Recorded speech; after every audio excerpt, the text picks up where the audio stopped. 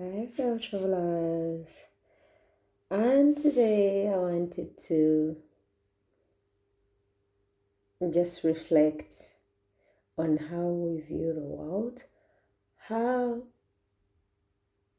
it doesn't make sense, and how I wish we all can start making a few changes to unlearn and learn anew. Because if we are unique people, if we are really different, but on the outside we appear the same, we're a variety of oneness.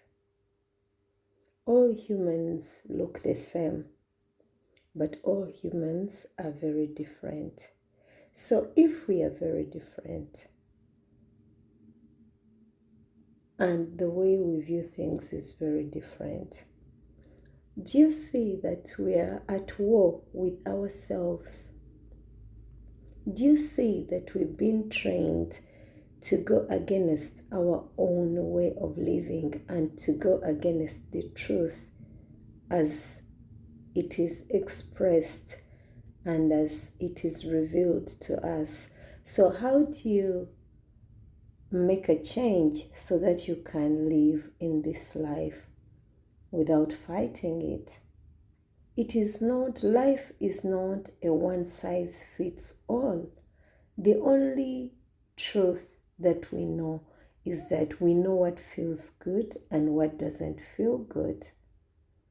I believe and I'm sure that no one feels good hurting another unless they are so wounded that they've become that which they fear and hate.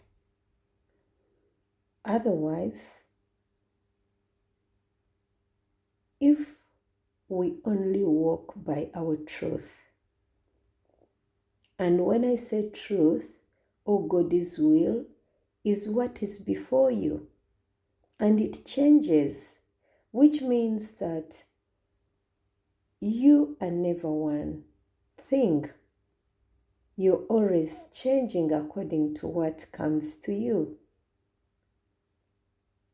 Only that our brains, our minds have been given certain definitions of how to look at life, how to explain it. Maybe life is not to be explained, but just lived with hope and action, whereby you do what you've got to do, that which you know that brings no harm to another. When we cease to look at others through terminologies and we just look at them as life and then revere that life, it becomes automatically harmonious. It becomes a caring way to live life. We are all capable of being loving and kind. And if we believed that it could be, we could even cease to look at the accessories of life as important, because if you're busy walking your life and you're so eager to see what will be revealed to you, you'll have no time to look at the other and even thinking that what they have is what you need. Not once, not twice, not even 5 times have I found that things that really mean deeply to others are just things to me. And there are things I found that mean a great deal to me, but then they mean nothing to others. And even when you talk to them about it, they can't hear you. They can just hear murmurs and distorted voices.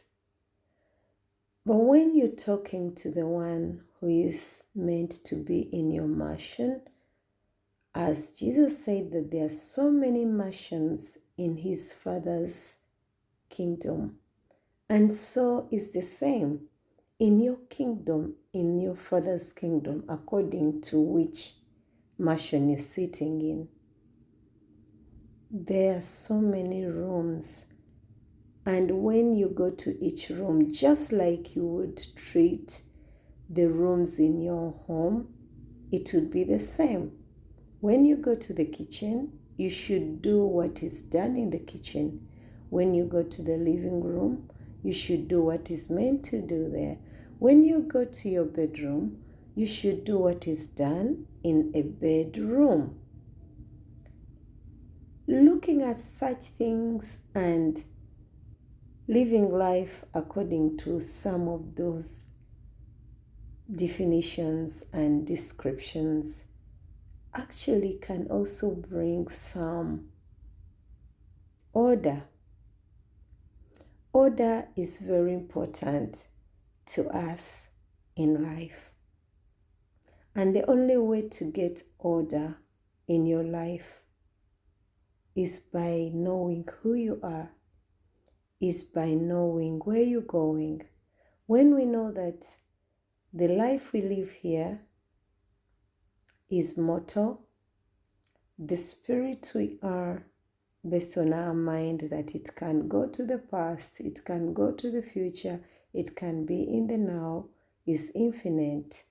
So how do you bring a combo and leave it as one? How do you become united with all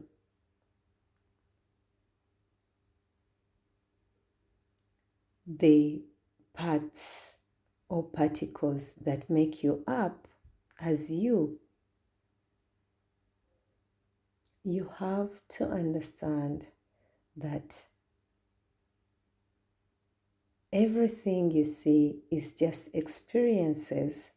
When you see all as experiences, you somewhat cease to attach, because you will know that it begins and it ends. And when you also learn to isolate your experiences from you, the experiencer, the observer, then it also creates some kind of order. So, all the confusion that we have is brought by too many things in wrong rooms. Having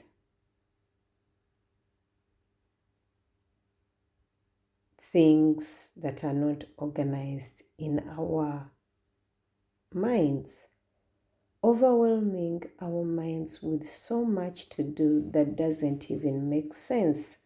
Let's say, if you're there and you're annoyed at somebody, who is carrying the anger? And what is it? Of what benefit is it to you?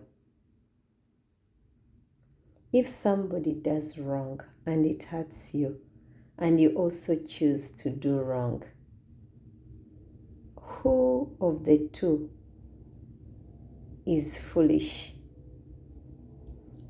Because when you know that something is not right and someone has done it, maybe you can't even educate them better, but then you also choose to do the same. You see what we're doing to one another. Always choose better. Always pledge to yourself that I'm going to be kind.